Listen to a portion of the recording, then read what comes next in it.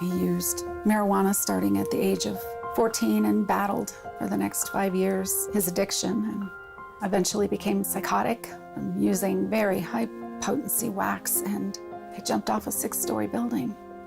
I guess it was the only way he knew how to end his pain.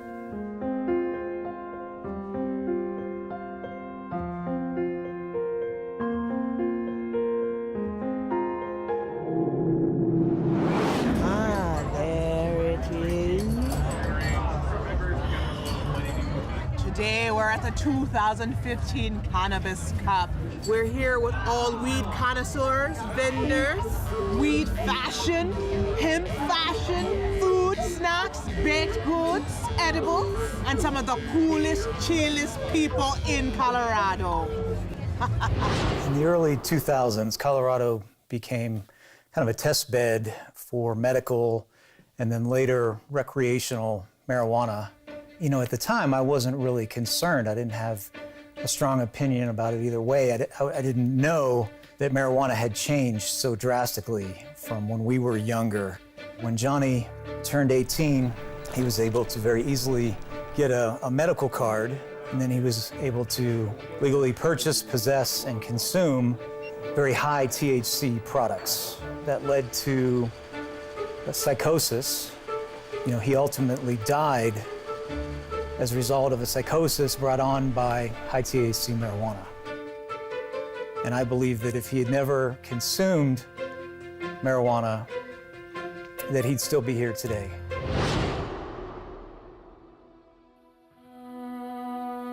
I am Connie Boyd, and I live in Denver, Colorado.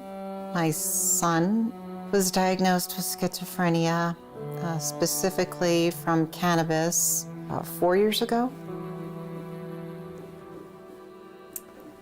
Garrett was in a gifted program through elementary and middle school, and he was doing great. Then he was introduced to marijuana his sophomore year, or the summer over his sophomore year, and he failed every class his sophomore year.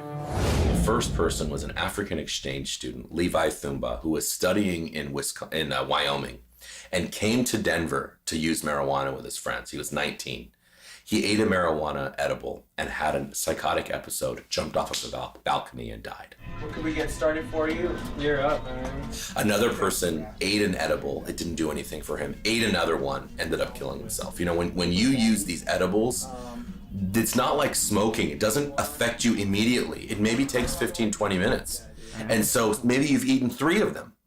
And then all of a sudden, you get the burst of the high. And for many people, it's too much to bear. Yeah, so you're in Canyon Cultivation or Mile High Distributing's kitchen, and we're gonna go in and see what everybody's doing as far as packaging all of our candy and our compliant packaging.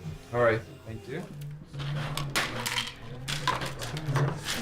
So this is where we are putting all of our edibles into the child-proof reclosable containers. Better, right? Watch your head going into our production area. We make everything by hand, and about 3.5 years ago, we started playing with old-fashioned candy recipes. I also have a fear about the marijuana edibles, that once my kids get in school, then other kids might bring some to school and not even realize that they are a marijuana edible and then offer it to my kids. Or when they go to their friends' houses, if those parents have them around and my kids don't know. I worry about that. My name is Ken Finn. I'm a pain management physician in Colorado Springs. I've been practicing here for nearly 27 years. Hey there. How are you?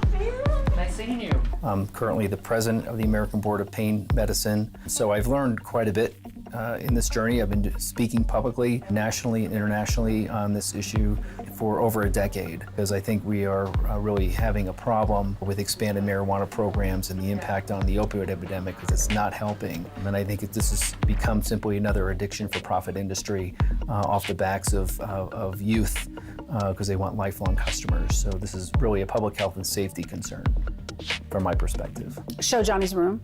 Okay, it's up here.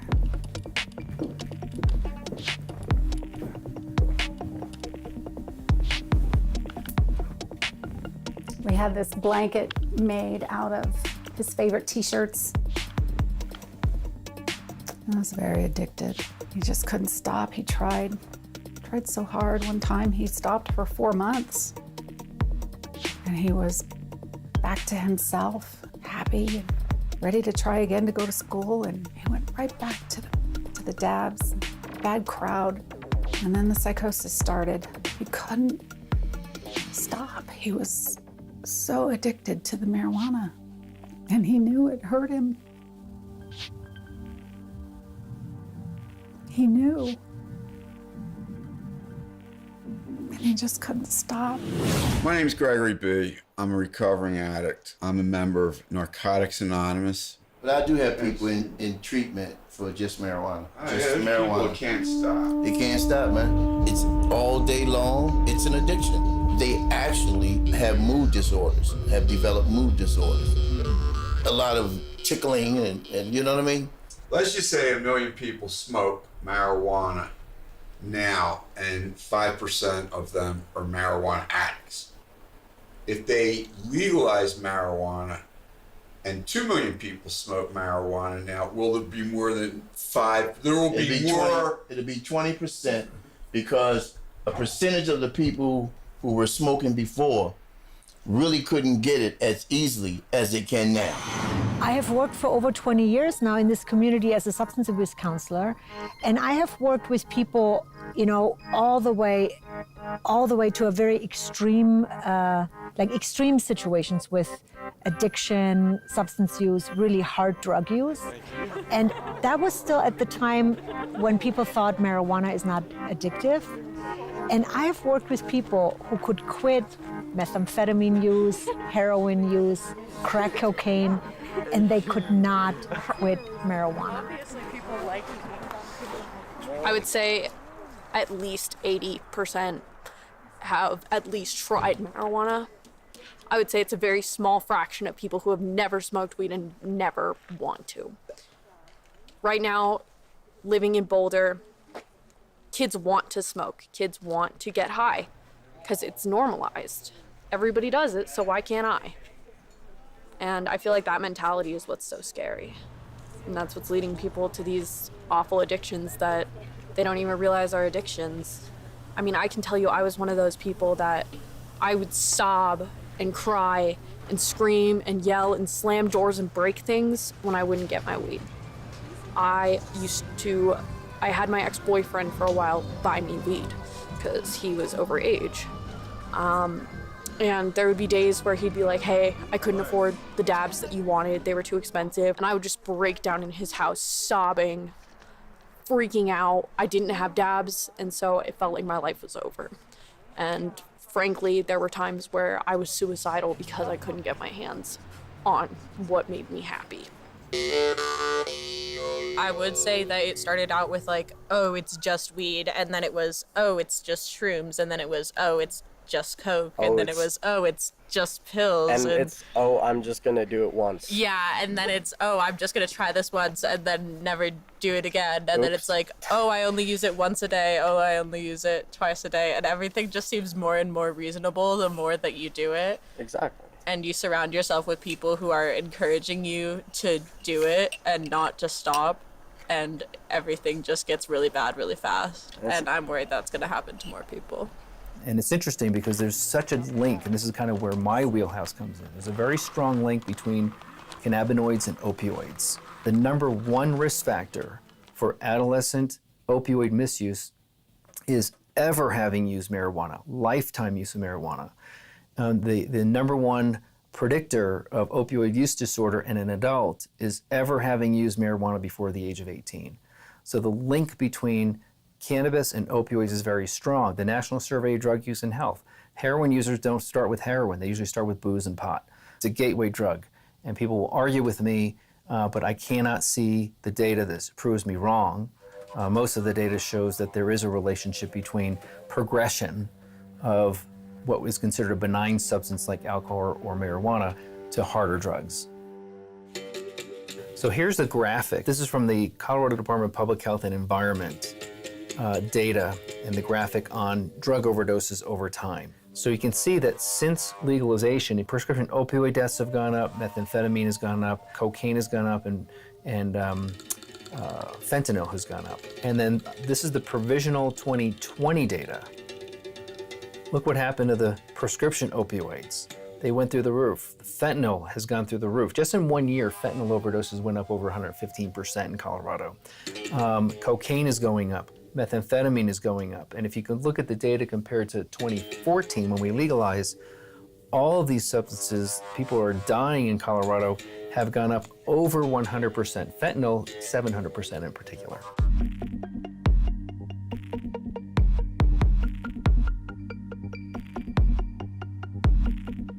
So I work in the emergency department. This is the third busiest emergency department in the state of Colorado. And we see, at least every day, we see marijuana cases. So if I work every single day I see at least 1 or 2 problems that are medical problems directly related from cannabis. We see it every single day. And most of the time, these people do not come on their own. They're usually either in an ambulance or police are bringing them here. Sometimes family members get them here.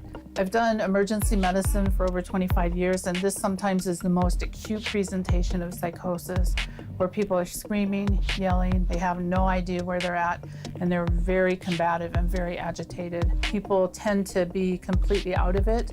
They need a lot of medications to sedate them, and they need a prolonged observation in the emergency department. We're seeing more and more of these cases. And sadly, the youngest person that I saw was 12, who came with acute psychosis. So we're seeing a lot of it in younger kids. The number of people using marijuana almost every day has increased by a factor of 7 in the United States since 1992. And the number of people using marijuana almost every day has increased 57% since 2007. So this isn't about the guy wanting to smoke a joint and an adult wanting to use some pot now and then. Not at all. This is about heavy use, young people using almost every day. This is the crux of the problem. And legalization makes it worse because legalization is commercialization. It's mass promotion. Well, we're in Denver right now, which is the capital of our state, Colorado, at the 420 rally.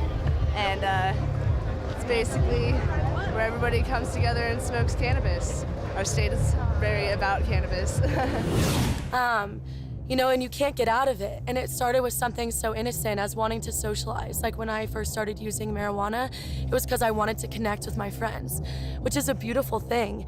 And in Natural Highs, we teach how to connect with people without having to use substances. But, you know, it wasn't until I was 20 years old that I was taught, hey, you actually don't need substances to connect with people. Giving people education around it, because we're taught in high school and in middle school, hey, drugs are bad, marijuana's bad, don't do it, it's a gateway drug.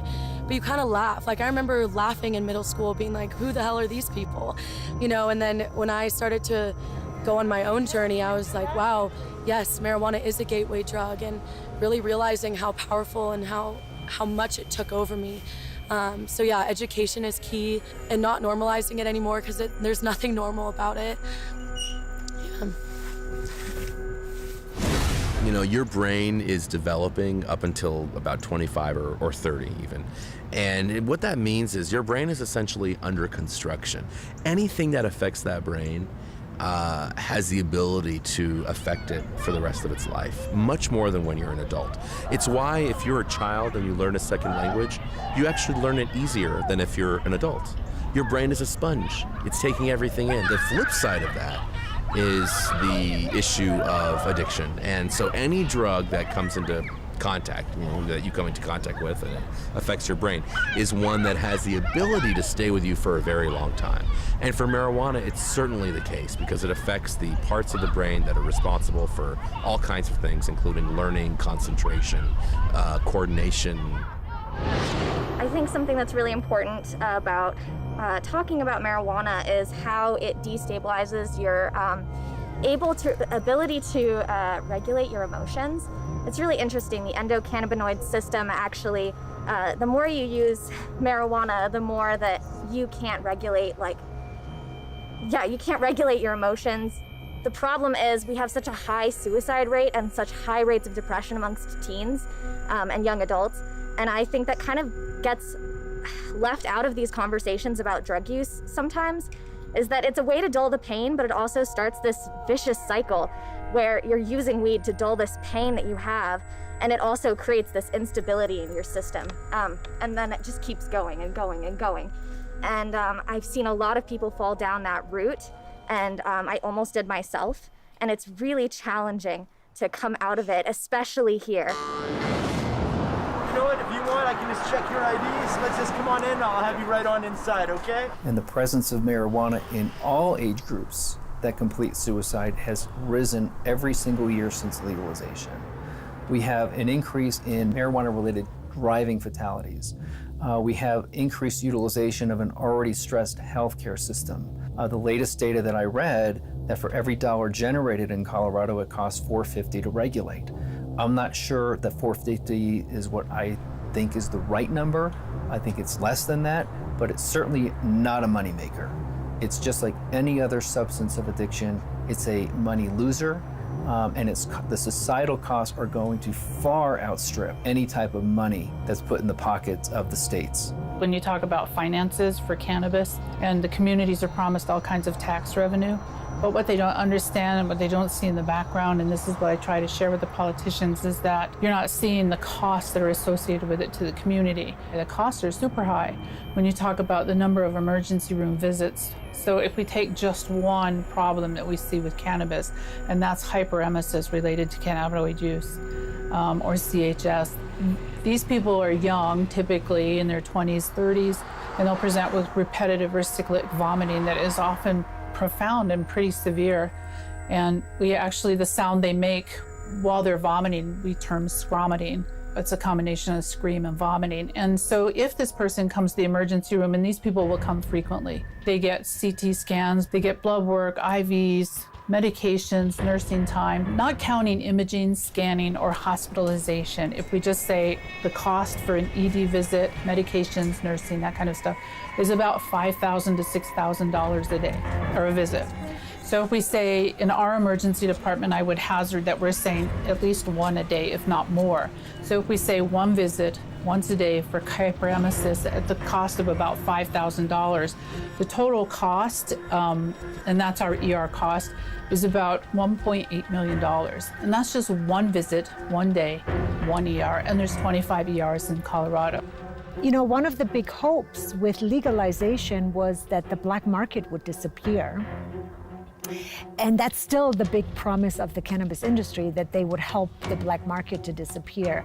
But what we're seeing is that because an 18-year-old high school student can get a Met card easily, and then can buy as much cannabis high THC products as they want, we see a huge black market from kids to kids. And unfortunately, you know, because any drug use is illegal for kids, including marijuana, including alcohol, any young person that is involved in drug use, in my experience, is often also involved in the distribution, which of course puts kids at high risk for legal involvement and things like that. So we see that has created a huge black market.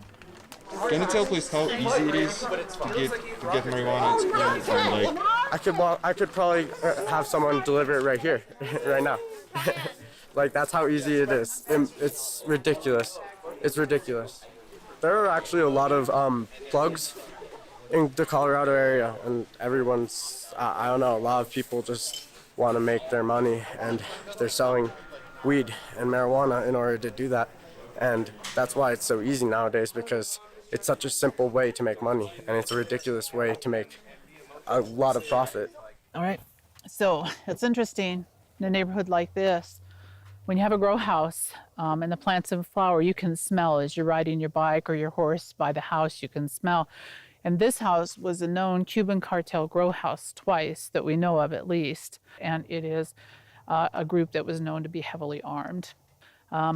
It's been bought by a reseller and fixed up, but it still has that memory of this. As your neighbor, it smelled like pot continuously. It was really run down. The whole living room, the top floor there where the windows are, were nothing but big air conditioning units. And this house, the cartel, or the people who were running it, dug under this driveway, and Live tapped into the junction box there, so they were stealing energy. And they also did the same thing in the back with the water, so they were stealing water. The other thing, a lot of times what will happen is you'll have these grow houses in neighborhoods like this, and they're being run by people who are being human trafficked. So they'll take a family here to tend the plants, tend the crops, and gives the appearance of a family living here, and it's a lot of times people being trafficked. The black market's not gone. The black market is alive and well. And there's no, I mean, you can have home grows, but there's no plant police. No one comes around and checks how many plants you have unless it becomes an issue. So we see that, and where you're going to have your illegal grows, right here in these neighborhoods. And so when the industry said, yep, we're going to make these and all this illegal or black market stuff will go away, the black market stuff is alive and well here in Colorado, and it may be your neighbor, like it was mine. So I think one of the things that a lot of people don't know about marijuana is that the way it works is that THC is a copy of a neurotransmitter we all have naturally in the brain. It's called anandamide. And it's actually one of our main calming neurotransmitters. So it helps us deal with stress and helps us calm down. So kind of like a natural chill out neurotransmitter. Now, the reason most people don't know about it is because the cannabis industry is not using the term anandamide. They are using the term endocannabinoids, really to create the impression that we have the copy of the cannabis plant, right? And so then the rationale is, oh, you have cannabinoid receptors, so obviously you have receptors for cannabinoids, so you should probably use cannabis.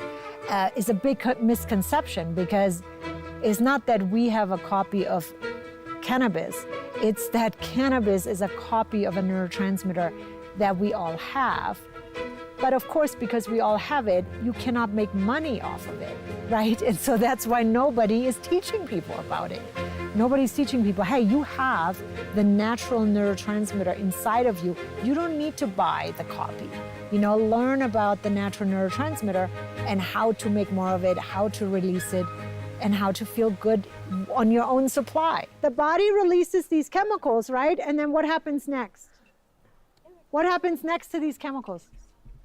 Electricity. Well, it starts out with electricity. It goes into the horseshoes. It goes into the receptors, that's right. And then they eat it. And that causes another electrical impulse. And that is what you feel as a chill out feeling, right? Okay, watch it. Watch it. You put your back to the other person, and then you start pushing, and you try to be the winner, okay? You try to push the other person. Push as hard as you can. Push harder, come on. Push as hard as you can. Push as hard, oh my God. Push as hard as you can, okay? Push harder. Push harder. Okay, and then take a moment, sit down. Sit down, and close your eyes and feel the anandamide kicking in, okay? Check your body and feel your chill out neurotransmitter kicking in. That is the function of anandamide, that after you exhaust yourself, after you exert yourself physically, you feel the chill out neurotransmitter kicking in. Can you feel that? And now check for a second. Can you feel the similarity to THC? Can you feel it, that this is actually what people are looking for, right? I think people should remember that this is about money. It's about getting rich. It's about starting the next tobacco industry. It's about starting a special interest lobbying group. When I was working in Washington, D.C., there were 15 lobbyists for every member of Congress from the alcohol and tobacco industries. So you can imagine with marijuana what that's going to look like. This is about a small number of people getting very rich. And I think, frankly, the rest of the world is looking at America and, saying, oh, you want to try and legalize marijuana and make your population less smart and less competitive? Go for it. Because it's going to help other countries. Since legalization, the industry has created products that were not available before. So THC potency before legalization was under 10%. And now we don't know what a product does in a teenage brain or even in an adult brain that has 60, 70, 80, 90% THC. We have absolutely no research on that. So in the Netherlands, for example, anything that has above 15% THC is considered a hard drug and is getting prosecuted like a hard drug. It's not the same marijuana. When I was a kid, with a very low percentage of THC, now it's over 90% with the shatters and waxes and dabs that they're using. It's very toxic. It's very dangerous. We founded Johnny's Ambassadors 6 months after he died. We have 2,200 ambassadors so far. We are hoping to start a large movement of ambassadors all over the US and the world to really raise awareness and to speak our truth about the harms to our youth from these new products, and to yell loudly and to demand change and to get guardrails put in place for our youth and legislation that protects them until their brains are formed. And we have to call on fellow citizens and voters to put the changes in place that prevents this, because we will lose many generations of young children with mental issues, psychosis, bipolar, delusion, paranoia. There are so many illnesses that result from this, and they will never be the same. And it could happen to anyone, any child. And we don't want any parents to have to put up with the hell that we are going through. We don't want anyone to follow Johnny's path.